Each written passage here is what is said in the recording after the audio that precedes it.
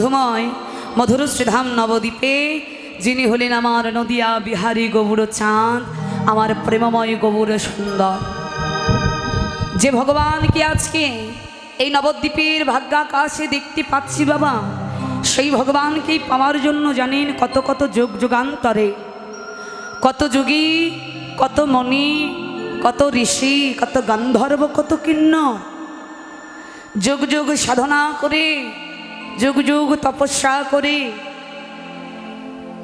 এবং শুধু সাধনা তপস্যা নয়, কঠিন থেকে কঠিনতম, বিশাল থেকে বিশালতর বড় বড় যজ্ঞাদি করে যে ভগবানের চরণ পাওয়া গেল না, যেহেন বিরিঞ্চি বাঞ্ছিত ধন শচীনন্দন গৌর সুন্দরে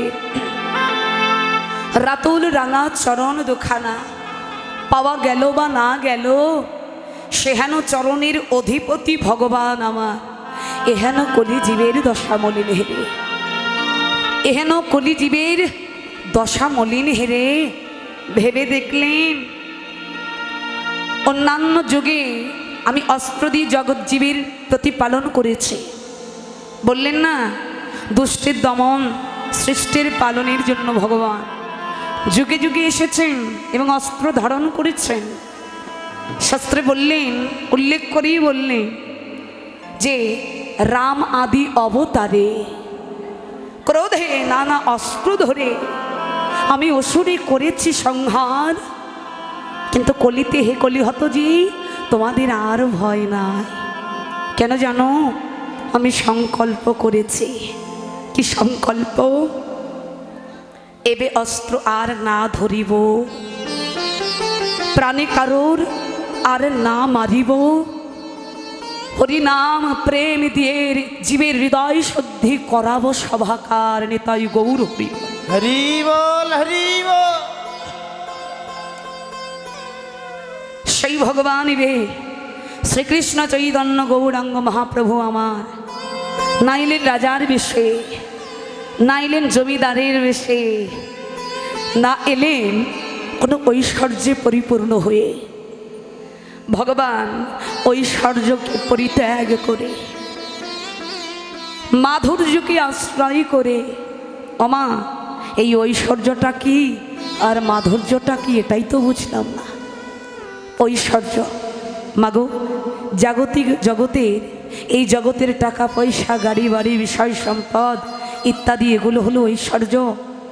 এই ঐশ্বর্যের প্রতি যার একবার মোহ হয়েছে, যার একবার মনটা আকৃষ্ট হয়েছে মা, তার কিন্তু আর মাধুর্য ভালো লাগে না, তার ভক্ত ভালো লাগে না, তার ভক্তের সঙ্গটাও ভালো লাগে না। কিন্তু মহাজন বললেন যদি কোনো জীবের সদ্গুরু কৃপায়, যদি কোনো জীবের সদ্গুরু কৃপায় একবার ঐশ্বর্যকে তুচ্ছ জ্ঞান করে যদি একবার তার মাধুর্যকে ভালো লাগে, মাধুর্যটা কি? ভগবানের প্রতি ভালোবাসা, ভগবানের প্রতি অনুরাগ, ভগবানের প্রতি প্রেম। কি করলে আমার ভগবান একটু খুশি হবে? কি করলে ভগবানকে আমি একটু আনন্দ দিতে পারবো? কি করলে আমার এই জগতে আমি একটু ভক্তের চরণধূলি পাবো? এই তো মাধুর্য। মাধুর্য রসে রসান্বিত হয়ে আজকে জগতের প্রত্যেকটা জীবকে ভগবান বানিয়ে দিয়েছেন রাজা, আর আজকে তিনি নিজে হয়েছেন প্রজা। বাবা প্রজার কাজ কি? সেবা করা, দাস সেবক। ভগবান বলছি দেখো আমি হলাম প্রজা, আমি হলাম সেবক, আর এই জগতের যত ভক্ত আমার এরা হলো আমার প্রভু, এরা হলো আমার রাজা। আমি দাস হয়ে এই রাজা ভক্তদের চরণ সেবা করব আমি নিজে। আপনি আচরিয়া ধর্ম জগৎকে শেখানোর জন্য গৌর হরি আজ নিজে কেঁদে জগৎকে কাঁদাচ্ছে। বলে হে কলি হতজি শুনি রাখো, এই কলিতে যদি কেউ ভগবান অর্থাৎ আমাকে পেতে চাও, যদি কেউ একবার আমাকে পেতে চাও, তাহলে তোমাদের মনে রাখতে হবে কি এবার মনে রাখতে হবে, কলিতে কিন্তু আমি কোনো জমিদারের ভগবান হয়ে আসিনি, আমি কোনো রাজা ধীরাজের ভগবান হয়েও আসিনি, আমি কোনো জমিদার রাজা কোটিপতি লাখপতির ভগবান হয়ে আসিনি। এইবার কলিতে আমি হয়েছি কি জানো? আমি হয়েছি কাঙালের ঠাকুর। যেজন নিজেকে দিনহীন কাঙাল করতে পারবে, যেজন সমস্ত কিছু আমার আমিত্ব বলতে যা কিছু আছে, এই আমার আমিত্ব, আমার দেহ মন প্রাণ জীবন যৌবন যদি সবটুকু সঁপে দিয়ে বলতে পারো, প্রভু তুমি নাকি কাঙাল বড় ভালোবাসো, কাঙাল বড় ভালোবাসো, তুমি নাকি কাঙালের ঠাকুর, কাঙালের ঠাকুর।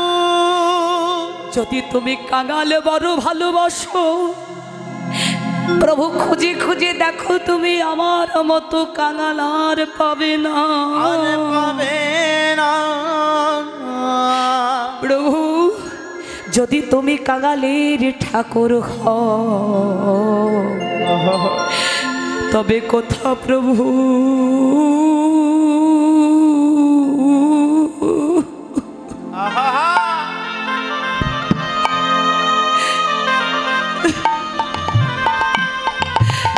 একেবারে দাও হে,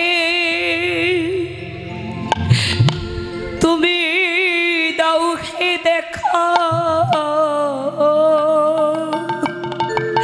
তবে কথা প্রভু। তাই গৌর হরি হরি বল হরি।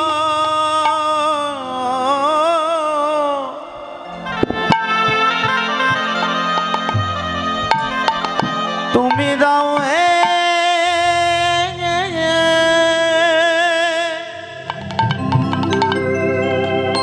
ওগো তুমি দাও হে দেখো,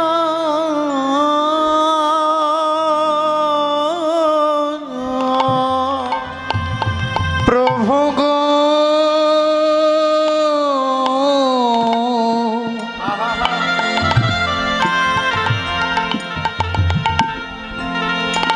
তুমি কথা প্রভু,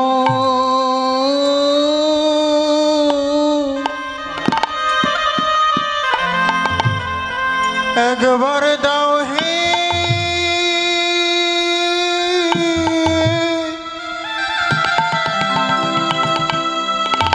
একবার দাও হে দেখা, তোমার কাঙাল, এই কাঙাল পথে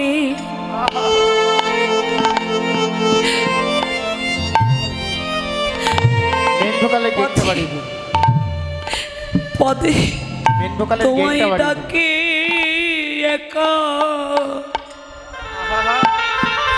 প্রভু তুমি কোথা কোথা প্রভু, একবার দাসে দাও হে দেখো, তোমার তাই গৌর হরি হরি বল হরি। প্রভু গো তুমি একা, প্রভু এদা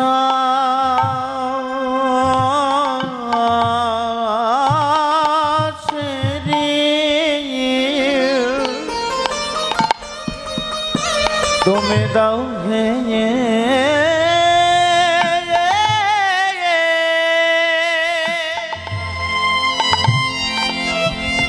ওগো দাও হে দেখা,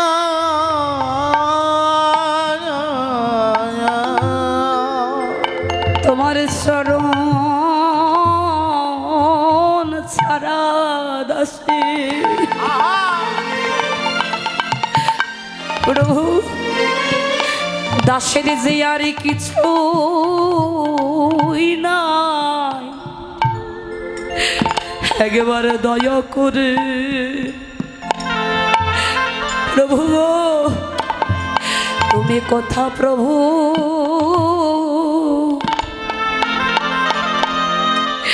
একেবারে দাও হে দেখা। এই না তোমার দাসে, নিতাই গৌর হরি হরি বল হরি। এই তোমার দাসে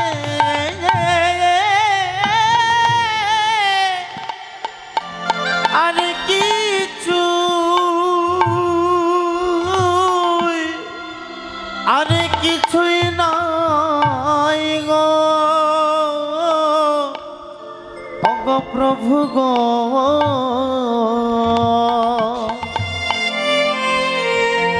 তুমি দয়া করে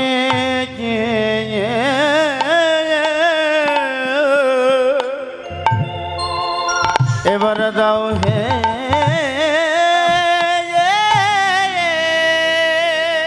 হরি বল। আহা দাও হে দেখা।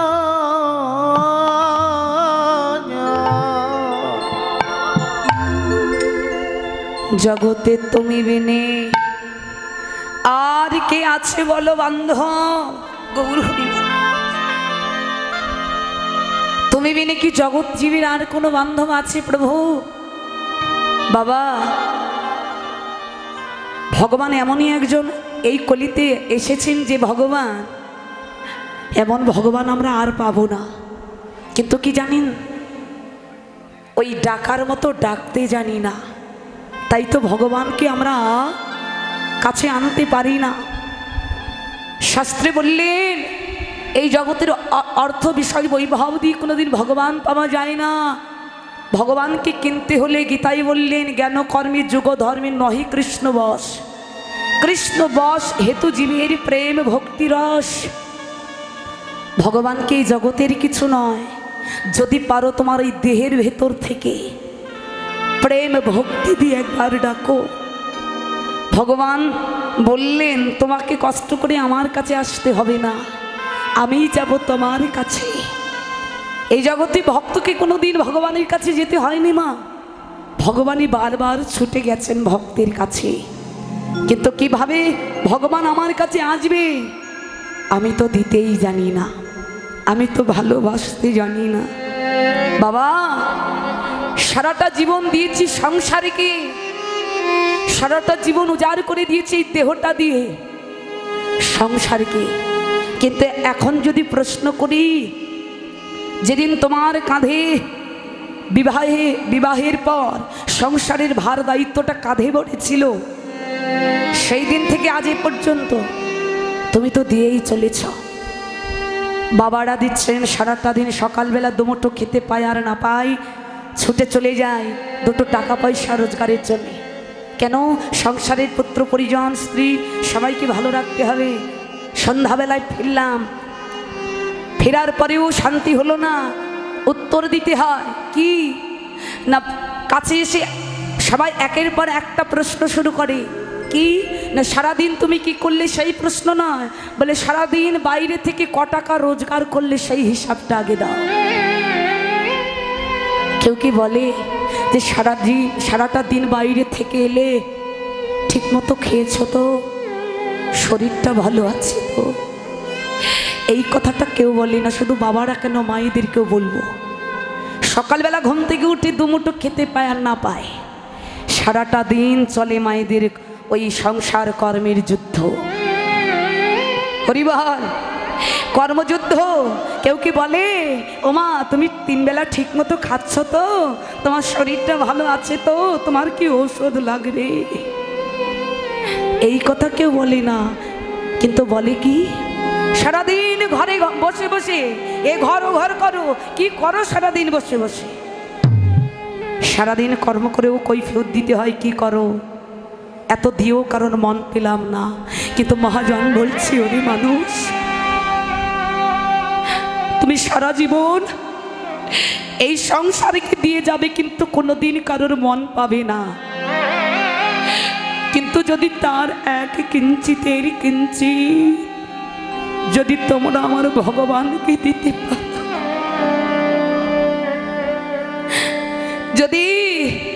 সারা জীবনের ভেতরের এক কিঞ্চিত ভগবানকে দিতে, ভগবান তোমাদেরকে এত দিত যে তোমাদের রাখার জায়গা থাকতো না।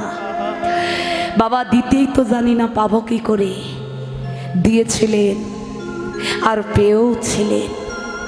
কে? মহাভারতে দিয়েছিলেন দ্রৌপদী। যেদিন ভগবান শ্রীকৃষ্ণ শিশুপালকে বধ করতে গিয়েছিলেন, বাবা আপনারা সবাই জানেন এই শিশুপাল বড় দুরাচারী ছিলেন। এই দুরাচারী শিশুপালকে যখন বধ করার জন্য সুদর্শন চক্রটা ছুটতে গিয়েছিলেন, ওই চক্রটা নিক্ষেপ করতে গিয়ে ভগবানের আঙুলি একটুখানি কেটে গিয়েছিল। হরিবল। আর কেটে গিয়েছিল বলে এখানে একটু বিষয়বস্তু আছে বাবা, একটু বলি। অনেকেই এখানে আমার অনেক মায়েরা আছেন, ওই অর্ধেক থেকে বললে মায়েরা একটু বুঝতে পারবেন না, তাই একটুখানি বাড়িয়ে বলছি। এই যে শিশুপালের কথা বললাম মা, এই শিশুপালের যখন জন্ম হয়েছিল, এই শিশুপালের অস্বাভাবিক জন্ম হয়েছিল। কেমন জানেন? স্বাভাবিকতায় মানুষ জন্ম নিলে দুটো হাত হয়, একটা বদন হয়, দুটো চোখ হয়, তাই তো?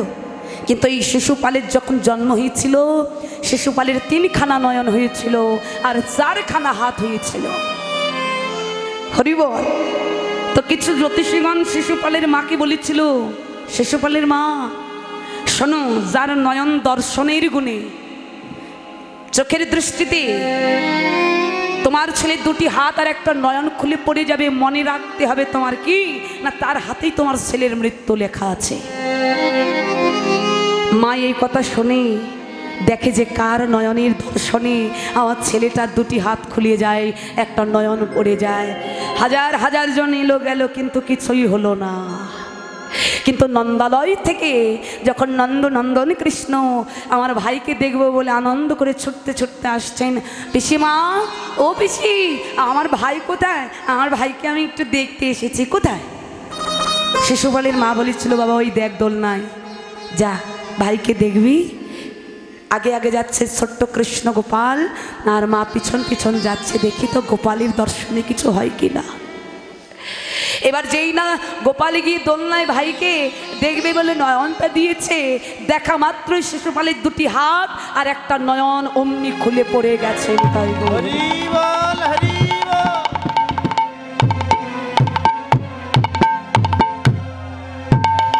মায়ের বুঝতে বাকি রইল না, এই কৃষ্ণের হাতে আমার ছেলের মৃত্যু লেখা আছে। হাতটা ধরে বলছে, কৃষ্ণ এদিকে আয়। একটু নিরালয়ে নিয়ে গিয়ে বলছে, কৃষ্ণ শিশুপাল তোর কে হয় রে?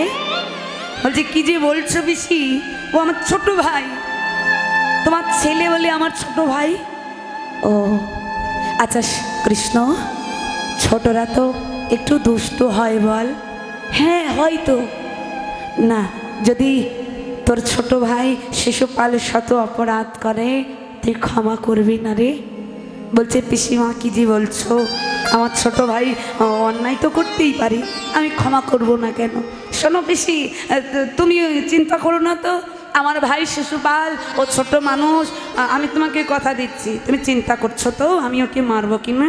শোনো, আমি তোমাকে কথা দিলাম, আমার ছোট ভাই শিশুপাল শত অপরাধ করলেও আমি তাকে কিছুই বলবো না।